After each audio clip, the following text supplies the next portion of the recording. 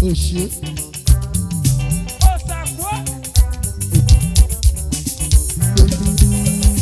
Oh shit.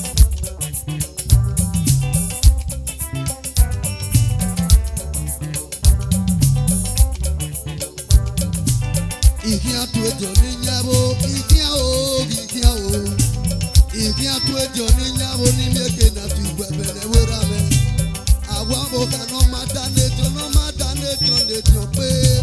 Owo kano madanejo nejo pe. Ikia tu ejo ni nyabo ruga, uwa. Ikia tu ejo ni nyagele, ikia o, ikia. Ikia tu ejo ni nyagele ni mieke na tu gbebele wera me. Ikia tu ejo ni nyabo lo, ikia o, ikia. Ikia tu ejo ni nyabo ni mieke na tu kune wiye me. Era me ka mama wabo kano madanejo nejo pe. Era me ka mama wabo kano madanejo pe. Ruga.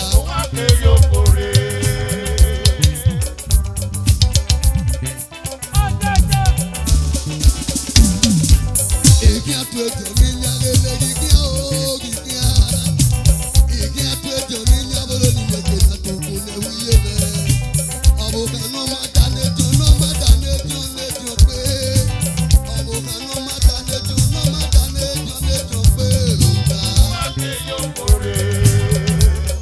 Owano na ke yokore. Owano na ke yokore. Dr. Lucky men love you waja eh. Dr. Lucky, Baba Lucky men love you waja eh. Ayé wa Baba Lucky men love you waja.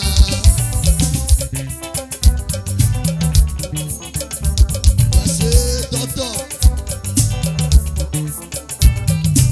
Ikia tu ejo ni nyagele, ikia o, ikia. Ikia tu ejo ni nyagele ni mieke na tu gbebele wera me. Awa mo kano madanejo nejo pe. Obi odo madanejo nejo pe. Ruga. Owano na ke yokore. Owano na ke yokore. Ituku ne wiye me. Owenu wayare giri wa hufwa. Owenu wayare giri wa hufwa. Ruga.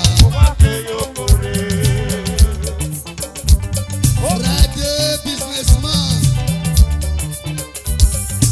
Ikia tu ejo ni nyagele, ikia o, ikia. Ikia tu ejo ni nyagele ni mieke na tu kune wiye me. Awa mo kano madanejo nejo pe. Obo kano madanejo nejo pe. Ruga.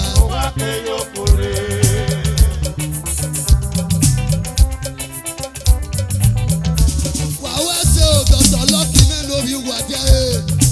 Kisley Hollow mege nera me. Koya o prophet akere mege no se me.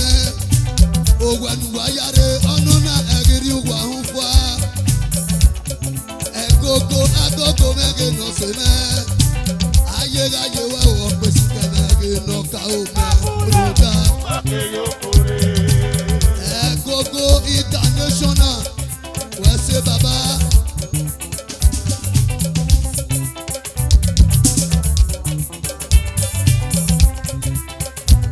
Stanley Ejitelore, Youth Vice President Ikia tu ejo ni nyagele, ikia o, ikia. Ikia tu ejo ni nyagele ni mieke na tu gbebele wera me. Awa mo kano madanejo nejo pe. Obo kano madanejo nejo pe. Ruga. Superstar o, erosale megele rame. Opesike no ka o me o gaye we.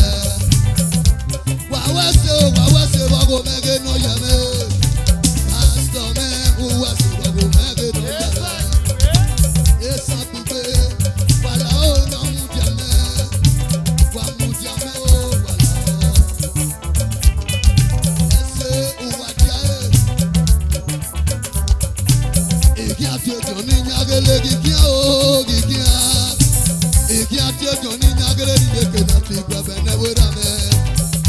ọ̀bùkà náà má dá nẹ́jọ́ náà má dá nẹ́jọ́ pé ọ̀bùkà náà má dá nẹ́jọ́ náà má dá nẹ́jọ́ pé òòrò dá.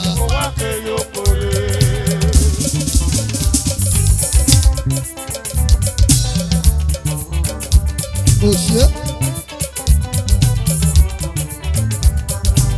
èkì àtú ẹjọ́ ní ìyàwó lórí kí ó kìkì á èkì àtú ẹjọ́ ní ìyàwó lórí lèkè dàtú ìgbàgbà náwó rà mẹ́ àwọn ọ̀bùkà náà má dá nẹ́jọ́ pé ọ̀bùkà náà má dá nẹ́jọ́ pé ròdà. Àpàgbé ò wá ṣe báwo mẹ́gẹ́ náà yẹ mẹ́. Bàbá ẹ pàgbé wá ṣe bọ́gọ̀ wá ṣe wùdé. Òbí àkóbẹ́gẹ́ ọdíà mẹ́gẹ́ nira mẹ́.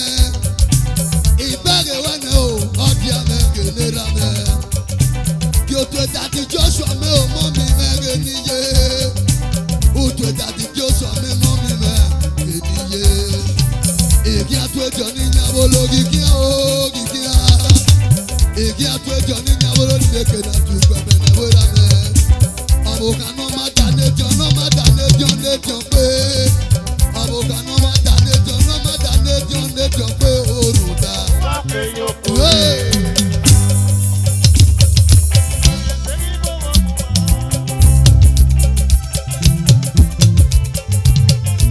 Bàbá sátì superstar bàbá ẹ pàdé wàdó tó.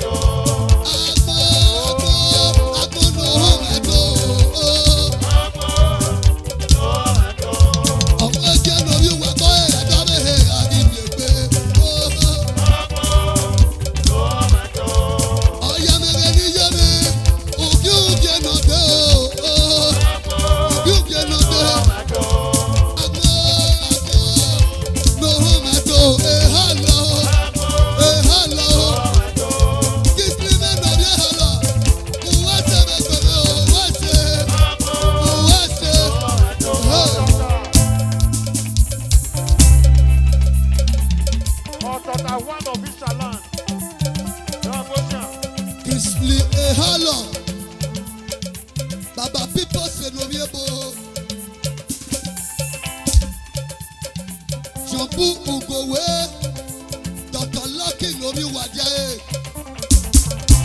Dr. Chief Obiakodu Amege no Pabo, Ayega Yewa,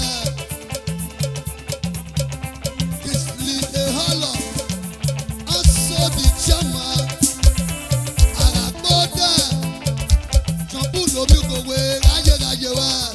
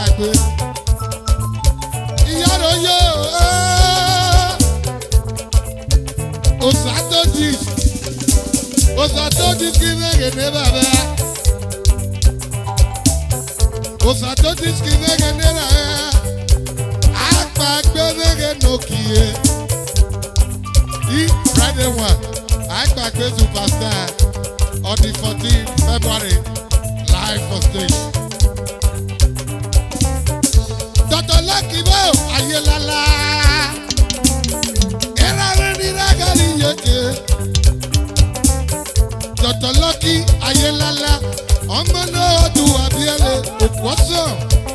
nokie. Agbagbe woge no moe. Superstar. Era veni ragali yeke. Ebe no ni ebe go ga tewe. Era veo omo veni yake yeke. Era veni nokie. Dali okale mege no moe.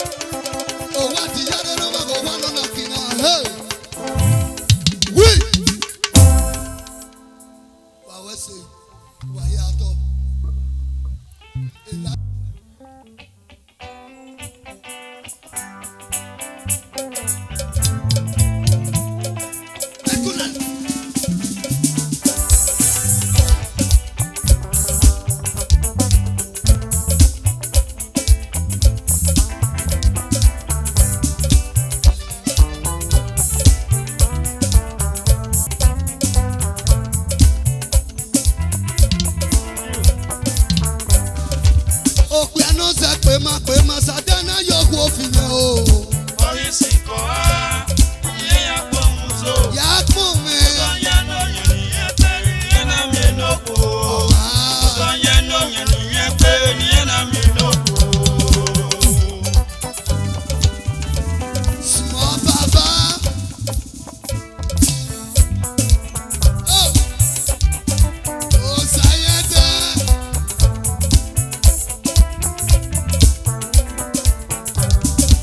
Oh piano se pema sadana yoko fine ya kome. Orisiko ye ya pomuzo. Small baba. Oya no yeni epe ye na mienoko. Oh wow. Oya no yeni epe ye na mienoko. Oh yo gogo.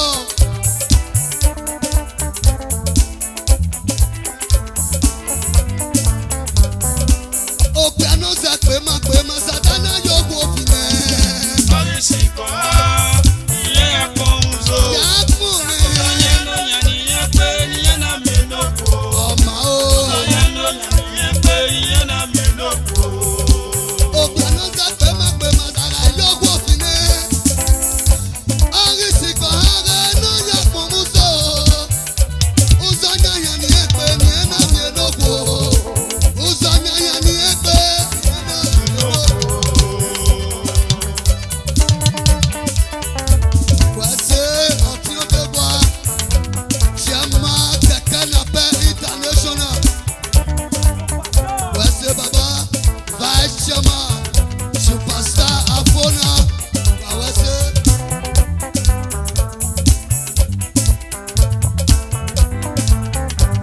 Oh, piano se pema sadana yoko fine o. Orisiko ye ya pomuzo. Ya kome. Oya no yeni epe ye na mienoko. Ọma o. Oya no yeni epe ye na mienoko. Abugi oji Freddy Kosadebe. Abugi o Freddy Kinobi Osadebe. Ayérayé wa ji Freddy Kinobi Osadebe. Iyobanuri eme osaga sanwese. Chief Lucky Wadie Isabo miamiawe. Prophet Agero Isabo miamiawe. Daddy Joshua Isabo miamiawe. Mama twins atete weni gyotowe. Opiano se pema sadana yoko fine o. Orisiko ye ya pomuzo. Ya kome. Oya no yeni epe ye na mienoko. Canapé Idoumina. Oya no yeni epe ye na mienoko. Abugi o. Chief Larry ware yime nori ogunwe. Iyobanuri eme Isabo miamiawe. Kisley Hollow Isabo miamiawe. Honorable Ima Isabo miamiawe. Erame wedo iyeme. Piano se pema sadana yoko fine o. Orisiko ye ya pomuzo. Ya kome. Oya no yeni epe ye na mienoko. Ọma o. Oya no yeni epe ye na mienoko. Oyo tọtọlọki Uwadie Isabo miamiawe. Lanusi lobi ọmọ ka ome Isabo miamiawe. Erame wedo iyeme wedo.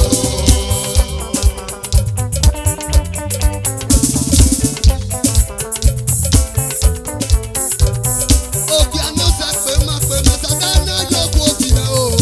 Orisiko ye ya pomuzo. Ya kome.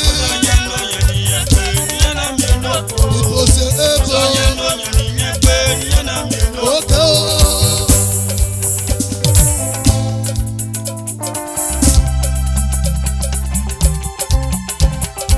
Esoro. Ogwebo International. Honorable Ima. Bawese bagomege no yeme.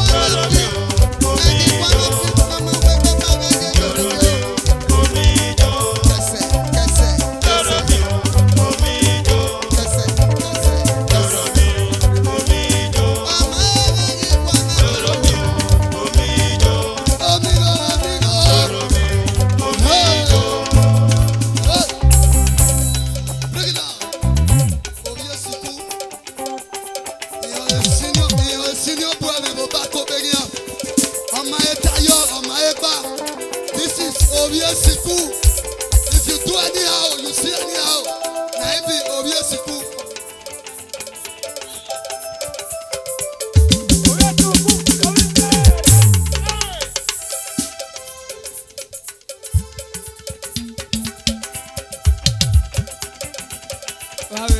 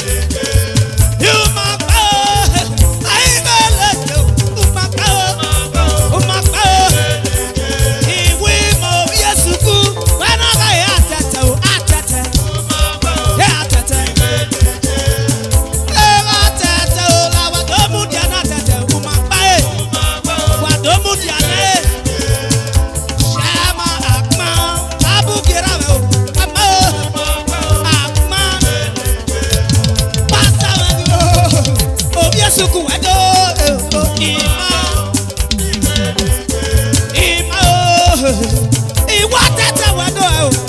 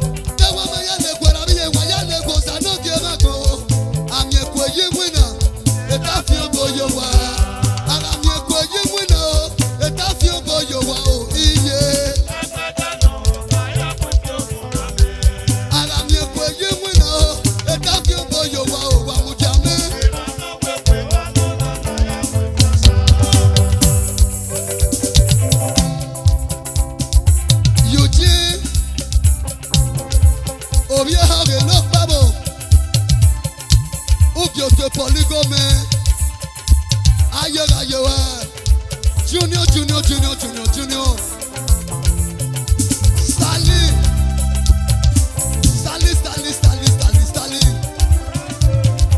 Poligo. Itu gwa benebora. Itu kumene uyeme. Osaume Gosta. Owati yare noma osakolo. Igwa benebora me. Ibiku. Itu kumene uyeme. Oh superstar. Wase bongo superstar good news.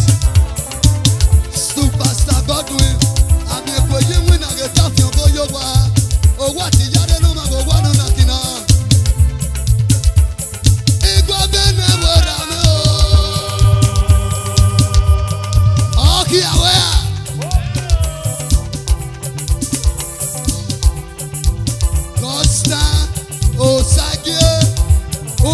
Good news, man. To a chief of Kakwo, Baba Larry, man, Obiatia, who to a man, who to a gift, who to equal, oh, why, what was it? Oh, what is that? I'm going knocking on. At the devil, you go, I'm a yak, me Dr. Lucky, and Obiaga go, who built the body, man. Iguabene.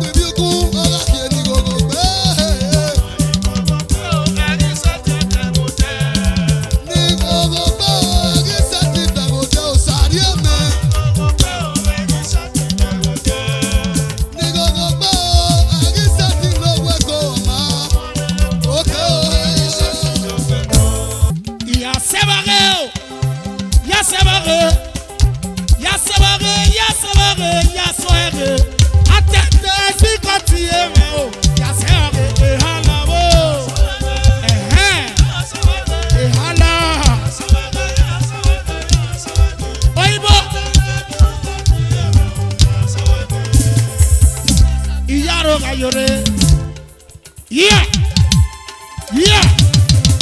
Okay. Osayada.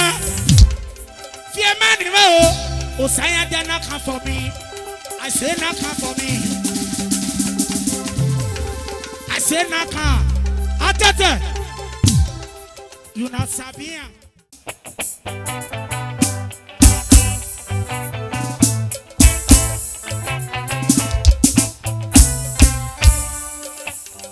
Songa mi wa, ariye ke no ke ba o. Ami wa ne, amari jere, wano sauna ne, wajere ya po oisa, wano sawa sena, jere ya ni po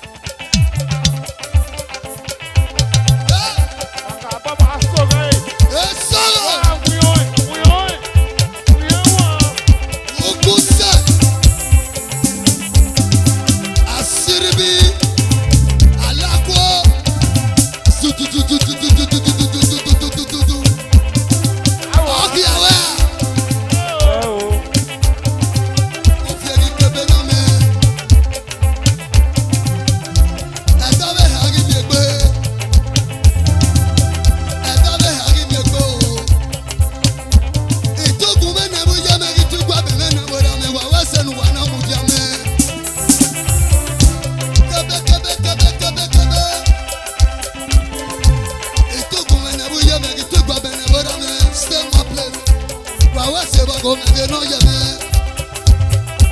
Wow, eso. Otaro.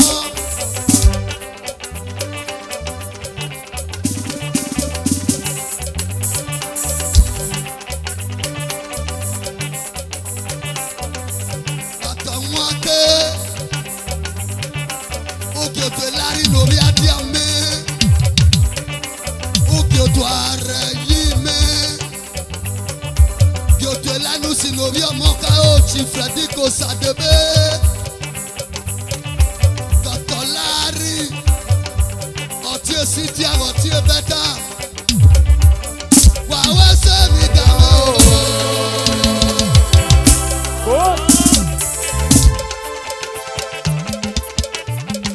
Esolo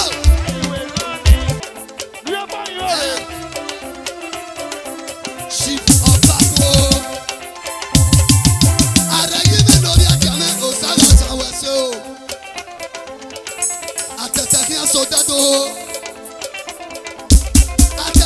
soldado, Agata, atataria soldado. Wow, yo.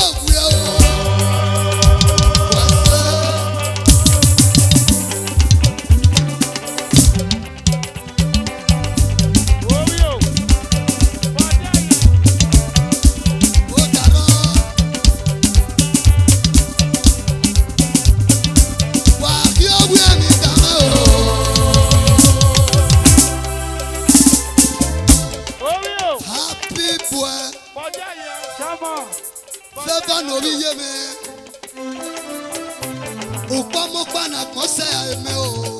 This is the only sister. Favor no be me. Si ebegere igari wega Europe.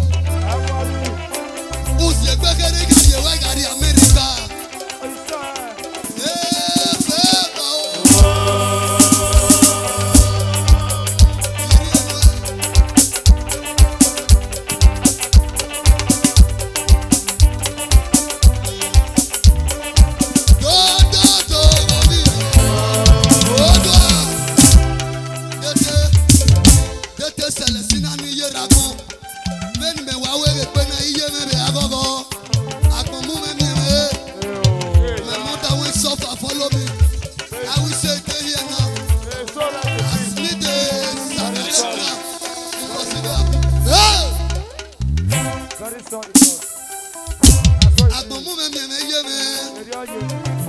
On a fait bon à penser à me oh y'a ni yé me adore hagi me be happy uwase bago wase bute when no wise side ya mugo fait bon no bi ye il vient sedo. End the dance. Favor no be ye.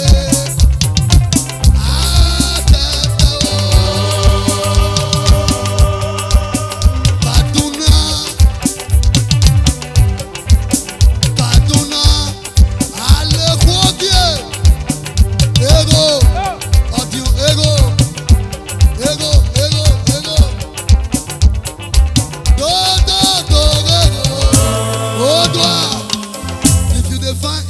International weather.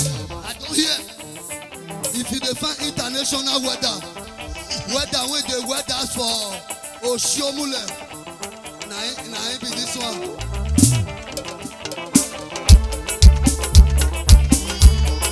Aboge, Akate, Okyo to Akate.